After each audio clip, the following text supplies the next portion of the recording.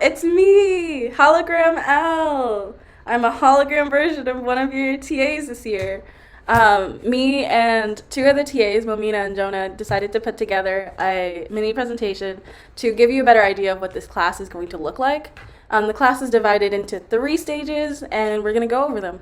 So for lean startups, we're really focusing on what that actually means, and really challenging traditional ways of thinking about business, thinking about product development, thinking about catering to a user base, really focusing not on what is normal for a business, but what makes sense, what is actually helpful, and what lessons you can learn from your progress and other people's progresses.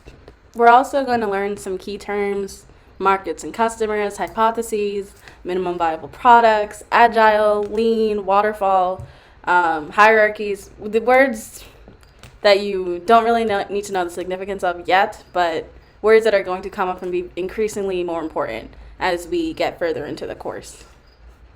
I kind of alluded to this earlier, but we really are focused on making sure that the team works sufficiently together, because team development is almost just as important as product development, because without a good team and without everybody being on the same page, it can set you up for failure in the long run.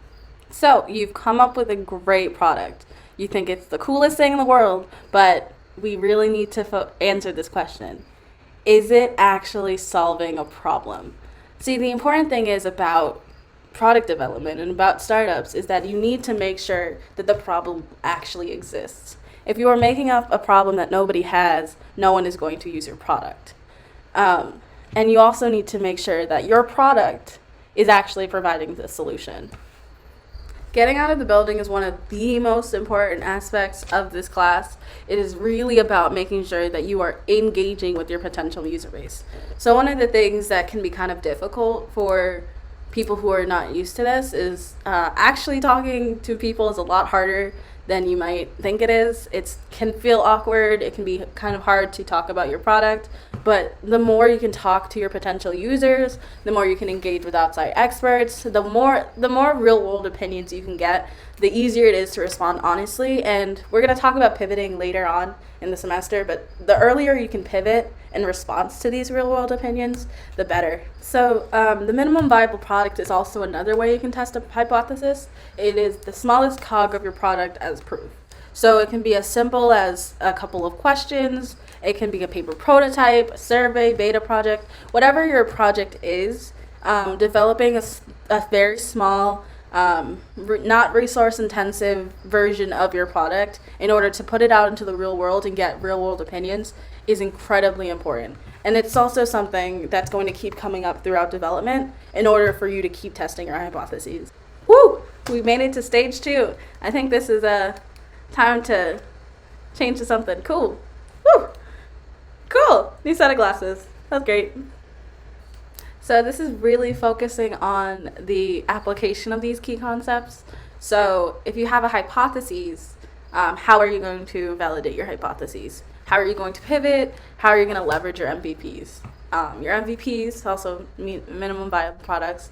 How is your minimum viable product actually proving your points? How is it proving your hypotheses? How is it proving your pain point? Is it actually showing that this is the solution? And really being honest about that. And we're also applying a new concept, which is your value and growth propositions.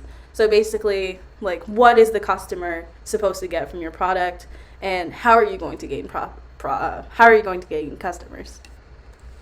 So for motorcycle Uber, one of our hypotheses is that people will feel safe on motorcycles, or feel safe being that close to a stranger.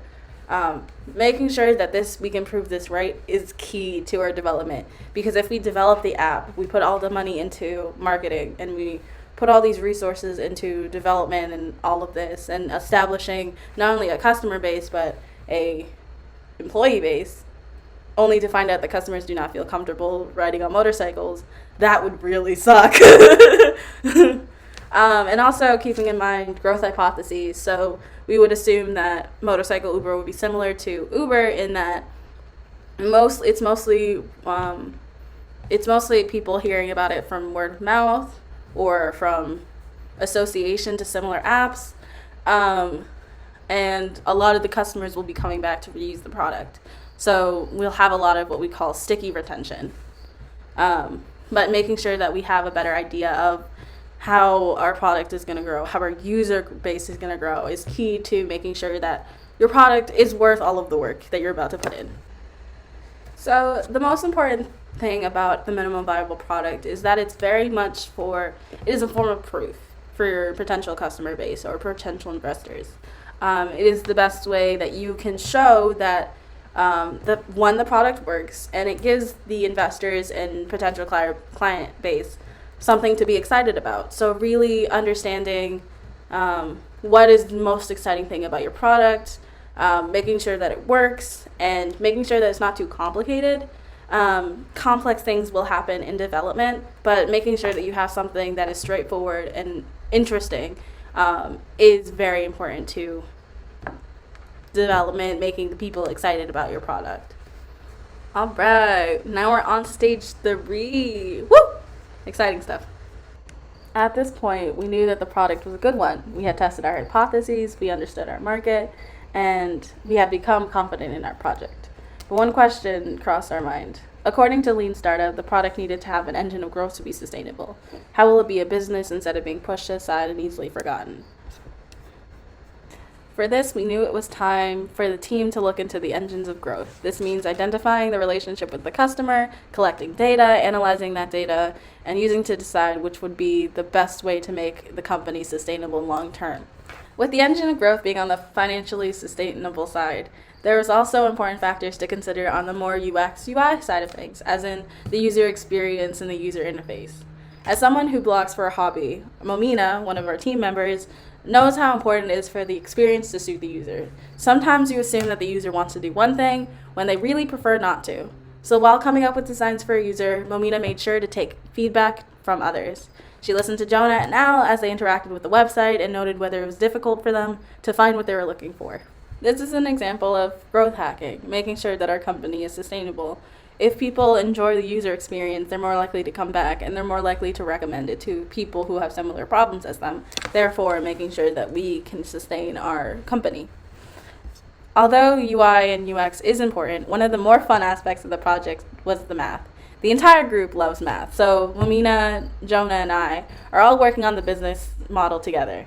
What price are we going to sell our product at? Do we want to make it cheap or expensive? And according to our research, how much do we estimate that we'll be able to sell? This is all like a puzzle, and we have to find the right puzzle pieces to put together. Will we get creative and have monthly subscriptions or one-time payments? How much do we need to sell to make a profit, and what are our costs? It's really important at this stage to figure out exactly what your costs are going to be, because at this point you'll start to think about talking about really big investors. So you need to prove what your costs are and how it's going to return a profit so that your investors benefit and are more likely to invest in your product. So using spreadsheets, really getting an understanding of what the market currently is at, can you compete with that market, so on and so forth. At this point in time, while working on our project last year, Momina took charge of the financial side. In the making of a software product, we had to estimate the cost of the technology we would be using.